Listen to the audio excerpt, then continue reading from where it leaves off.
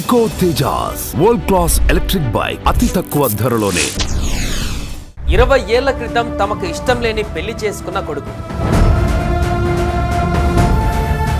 అప్పటి నుంచి కోడలి మీద అత్తామామలకు పగ. 20 ఏళ్ల తర్వాత కోడలిని హత్య చేసి పూడ్చేసిన అత్తమామలు.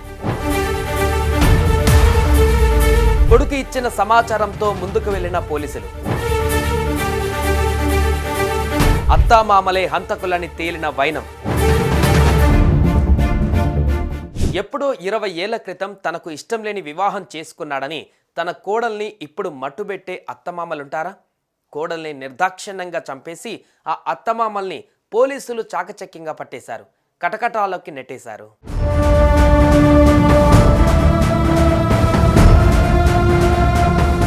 ఇదిగో ఇక్కడ మనం చూస్తున్న ఈ మహిళ పేరు ధూళి. వయసు 38 ఏళ్లు. శంషాబాద్ మండలం రామంజాపూర్ తండాకు చెందిన ధూళిని అదే తండాకు చెందిన మాఢావత్ సురేష్ అనే డ్రైవర్ ప్రేమించి పెళ్లి చేసుకున్నాడు. అయితే ఆ పెళ్లి సురేష్ తల్లిదండ్రుల ఇష్టానికి వ్యతిరేకంగా జరిగింది. ఇది జరిగి ఏకంగా 20 ఏళ్లయింది. సురేష్ ధూళిలకు 2 మగబిడ్డలు పుట్టారు. ఇప్పుడు వారు పెరిగి పెద్దవారు కూడా అయ్యారు. అయితే మొదట్లో చాలా చక్కగా ఉన్న సురేష్ గత కొంతకాలంగా తాగుడుకు బానిసయ్యాడు. ఇది మరీ ఎక్కువ కావడంతో ధూళికి సురేష్కు మధ్య గొడవలు మొదలయ్యాయి. అవి పెరిగి పెద్దవి కావడంతో పంచాయతీ పెద్దలు ఎంటర్ అయ్యారు. ఇద్దరికి సర్ది చెప్పి ఇంటికి పంపించారు. ఈ పంచాయతీ జరిగిన తర్వాత ధూళి అత్తమామలు తులసి, అనంతిలు పాత పగను బయటపెట్టారు.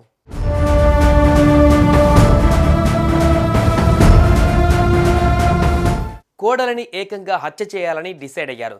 తులసి సోదరుడు హనుమ సాయం తీసుకున్నారు. కొడుకు పరిస్థితి బాగాలేదు కాబట్టి ఎక్కడో చోట పని ఇప్పిస్తామని నమ్మబలికి ఓ నిర్జన ప్రదేశానికి తీసుకువెళ్లారు. అక్కడ కోడలి మీద దాడి చేశారు. ముగ్గురు కలిసి ఓ రాయితో ధూళి తల పగలగొట్టారు. ఆ తర్వాత ఆ మృతదేహాన్ని పాతిపెట్టేసి వెళ్ళిపోయారు. ఓ రోజంతా భార్య కనిపించకపోవడంతో సురేష్, అతని కుమారులు చాలా చోట్ల వెతికారు.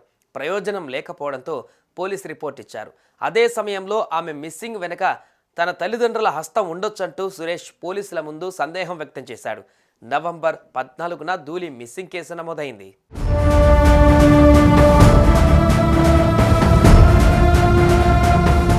దర్యాప్తులో 20 ఏళ్ల క్రితం ప్రేమ వ్యవహారం, దాన్ని తల్లిదండ్రులు వ్యతిరేకించడం లాంటి విషయాలు బయటపడ్డాయి.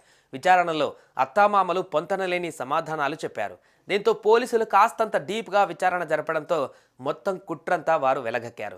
శవాన్ని ఎక్కడ పూడ్చిపెట్టింది కూడా పోలీసులకు చూపించారు.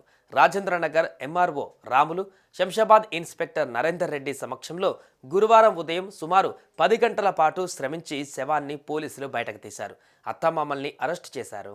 సుమన్ టీవీలో మీ పర్సనల్ అండ్ బిజినెస్ ప్రమోషన్స్ కోసం కింది నెంబర్కి కాంటాక్ట్ చేయండి.